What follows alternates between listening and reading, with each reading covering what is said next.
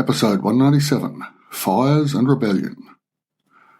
This is the World Organic News for the week ending 6th of January 2020. John Moore reporting. Decarbonise the air, recarbonise the soil. We've seen some strange things politically since 2016. Brexit and Trump spring to mind. The yellow vest and now general strikes in France. And of course the Hong Kong demonstrations. What all these things seem to have in common is a reaction to not so much the centre as the establishment. After 40-odd years of privatisation, outsourcing and growing disparity between the ultra-rich and the rest, a backlash is underway. In the Hong Kong case, it's against the establishment on mainland China and for different reasons, but a backlash against the establishment nonetheless. How does this relate to the organic in World Organic News? Well, Australia is seeing its own anger and outright rudeness. A bit like the reputation Canadians have for politeness, we have a similar attitude towards our political leaders. Maybe this goes back to our convict past where there were consequences for speaking out. Occasionally an outburst has occurred in the past, but it was rare enough to raise eyebrows. I understand Australians as a rule don't have an international reputation for politeness and deference, but at home it's different, especially to our politicians' faces. As you may have heard, all states on the mainland have been dealing with bushfires, or as we call them, or forest fires as they're known elsewhere. These started way back in September, after ending in March. The fire season usually runs October to February. These fires are not just early this year, but the huge numbers of them and their size are unprecedented. These things happen, we tighten the belt, knuckle down and deal with it. Our Prime Minister decided December was a great time to go on holidays to Hawaii. His office briefed the media and asked them not to say where he was, and they complied. I kid you not. Eventually he decided he should come back after a plethora of ministers were saying that the PM deserved a break. This was while bushfire volunteers were putting in 12 to 16 hours a day in the fire front. I might also remind listeners that when a minister in a previous government, our current PM brought a lump of coal into Parliament to show how safe and how wonderful it is. This gives you some idea of the current climate change policy at the federal level. There is none. They spend a few bob on tree plantings, but offer huge subsidies to coal miners and tax breaks and cheap transport.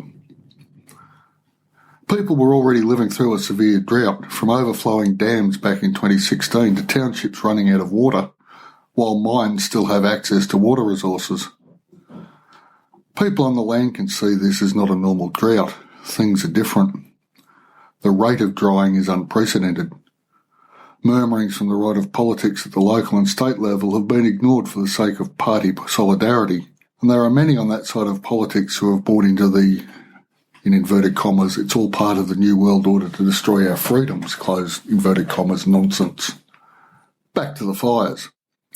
In this, it is the case that bushfires are a state matter, not a federal one, but there's an expectation that our nation's elected leader will survey the damage, comfort the afflicted, and so on. When he finally got around to visiting a fire-affected location, the locals let loose.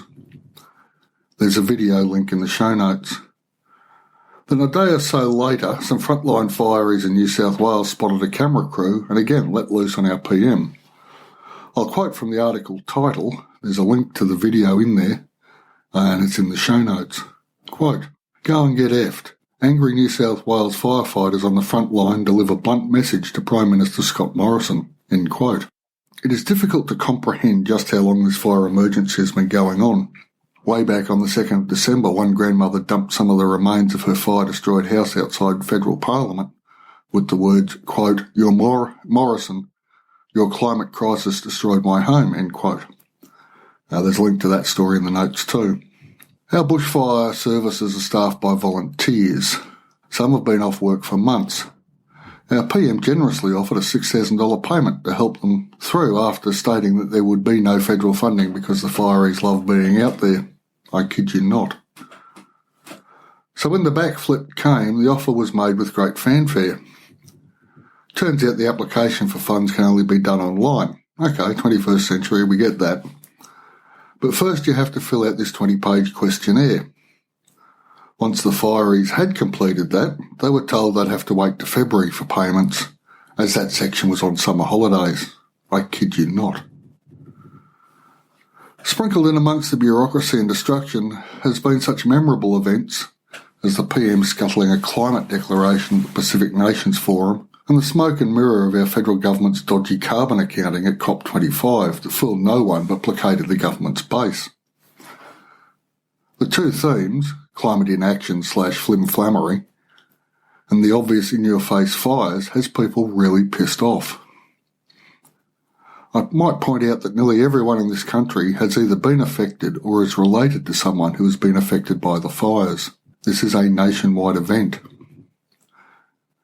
Then just when you think things couldn't get more surreal, the PM announces he's called up the reserve forces to assist the states, without the states requesting this help, which is the protocol. Oh, and he announced this on the day when the very worst of fire conditions were expected. Huge areas of the country had been depopulated and people moved to safer ground. Then states and their services were kind of busy, well, flat out. But it gets worse.